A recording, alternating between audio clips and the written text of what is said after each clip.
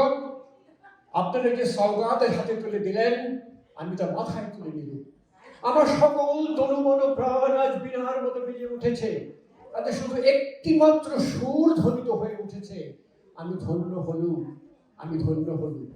আমার অভিনন্দিত আপনারা সেই দিনই করেছেন যেদিন আমার লেখা আপনাদের ভালো লেগেছে।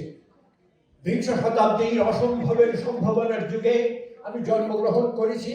এই অভিযান সেনাদলের তুর্যবাদকের একজন আমি। এই হোক আমার সবচেয়ে বড় পরিচয়। আমি এই দেশে এই সমাজে জন্মেছি বলেই শুধু দেশেরই, সমাজেরই নয়, আমি সকল দেশে সকল মানুষের। কবি চায় না দান, কবি চায় অঞ্জলি, কবি চায় প্রীতি। কবিতা আর দেবতা সুন্দরের প্রকাশ। সুন্দরকে স্বীকার করতে হয় যা সুন্দর তাই দিয়ে। সুন্দরের ধ্যান তার সমকালী আমার ধর্ম। তবু বলছি, আমি শুধু সুন্দরের হাতে বীণা, পায়ে পদ্মফুলি দেখিনি, তার চোখে চোখ ভরা জলও দেখেছি।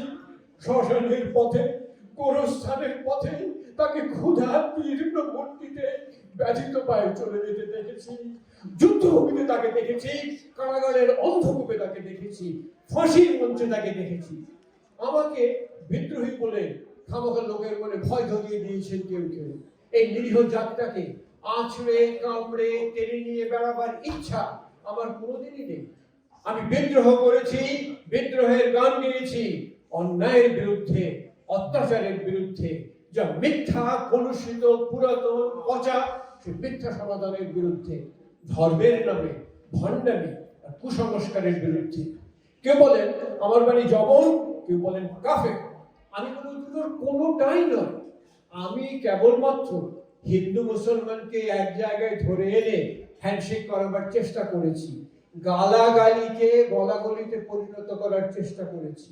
সে হাতে হাত মেলানো যদি হাতাহাতির চেয়ে অশোভন হয়ে থাকে, তাহলে ওরা আপনি আলাদা হয়ে যাবে। আমার গাঢ় ছড়ার পথন কাটতে হলে কোনো বেগ পেতে হবে না, কেননা একজনের হাতে আছে লাঠি, আরেকজনের তিনি আছে ছুরি। হিন্দু মুসলমানের দিন রাত হানাহানি, জাতিতে জাতিতে বিদ্বেষ, যুদ্ধ বিগ্রহ, মানুষের জীবনে একটা কঠোর দারিদ্র, ঋণ, অভাব। অন্যদিকে লোভী অসুরের যক্ষের ব্যাংকে কোটি কোটি টাকা পাষাণ স্তূপের মতো জমা হয়ে আছে। এই অসম্ভব ভেদ দূর করতেই আমি এসেছিলাম। আমার কাব্যে, সঙ্গীতে, কর্মজীবনে অভেদ সুন্দর সম্মুখে প্রতিষ্ঠিত করেছিলাম। আমি যশ চাই না, খ্যাতি চাই না, প্রতিষ্ঠা চাই না, নেতৃত্ব চাই না। জীবন আমার যত দুঃখময় হোক, আনন্দের গান, বেদনার গান গেয়ে যাব আমি, দিয়ে যাব নিজেকে নিঃশেষ করে, সকলের মাঝে মিলিয়ে, সকলের বাঁচার মাঝে থাকবো আমি বেঁচে। এই আমার ব্রত, এই আমার সাধনা, এই আমার তপস্যা। রবীন্দ্রনাথ আমি প্রায় বলতেন, দেখুন মা, তোর জীবনে শেরির মতো, কিটসের মতো বড় একটা ট্র্যাজেডি আছে, তুই প্রস্তুত হ। জীবনে সেই ট্র্যাজেডি দেখবার জন্য আমি কতদিন অকারণে অন্যের জীবনকে অশ্রুর বরসায় আচ্ছন্ন করে দিয়েছি, কিন্তু আমারই জীবন রয়ে গেল বিশুষ্ক মরুভূমির মতো তপ্ত। মেঘের ঊর্ধ্বে শূন্যের মতো কেবল হাসি, কেবল গান, কেবল বিদ্রোহ। আমার বেশ মনে পড়ছে আমার জীবনের এক মহানুভূতির কথা।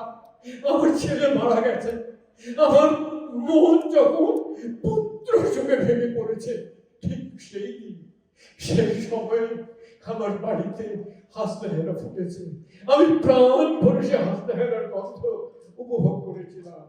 আমার কাব্য, আমার গান, আমার জীবনের অভিজ্ঞতার মধ্য হতেই জন্ম নিয়েছে। যদি কোনোদিন আপনাদের প্রেমের প্রবল টানে আমাকে আমার একাকিত্বের পরম শূন্য থেকে অসময়ে নামতে হয়, তাহলে সেদিন আমায় মনে করবেন না আমি সেই নজরুল। সে নজরুল অনেক দিন আগে মৃত্যুর দুয়ার দিয়ে পালিয়ে গেছে। মনে করবেন পূর্ণত্বের তৃষ্ণা নিয়ে যে অশান্ত তরুণ ধরায় এসেছিল অপূর্ণতার বেদনায়, তারই বিগত আত্মা যেন স্বপ্নে আপনাদের মাঝে কেঁদে গেল। যদি আর বাঁশি না বাজে, আমি কবি বলে বলছি রে, আমি আপনাদের ভালোবাসা পেয়েছিলাম, সেই অধিকারে বলছি, আমায় আপনারা ক্ষমা করবেন, আমায় ভুলে যাবেন। বিশ্বাস করুন, আমি কবি হতে আসিনি, আমি নেতা হতে আসিনি, আমি প্রেম পেতে এসেছিলাম, প্রেম পেতে এসেছিলাম।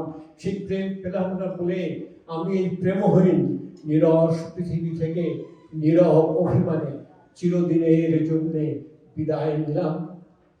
যেদিন আমি চলে যাব, সেদিন হয়তো বড় বড় সভা হবে, কত কবিতা, কত প্রশংসা বেরোবে হয়তো আমার নামে। দেশপ্রেমী, ত্যাগী, বীর, বিদ্রোহী, বিশেষণের পর বিশেষণ, টেবিল ভেঙে ফেলবে থাপ্পড় মেরে বক্তার পর বক্তা। এই অসুন্দরের শ্রদ্ধা নিবেদনের শ্রাদ্ধ দিনে বন্ধু, তুমি যেন যেও না। চুক্তি করে বসে আমার অলিখিত জীবনের কোনো একটি কথা স্মরণ করো। তোমার ঘরের আঙিনায় বা আশেপাশে যদি একটি ঝরা পায়ে পেশা ফুল পাও, সেটিকে বুকে চেপে বলো, বন্ধু আমি তোমায় পেয়েছি। তোমাদের পানে চাহিয়া বন্ধু আর আমি জানিব না, কোলাহল করে সারাদিন মান কারো ধ্যান ভাঙিব না। নিশ্চল নিশ্চুপ আপনার মনে পূর্ব একাকী গন্ধ বিধুনধু। নমস্কার।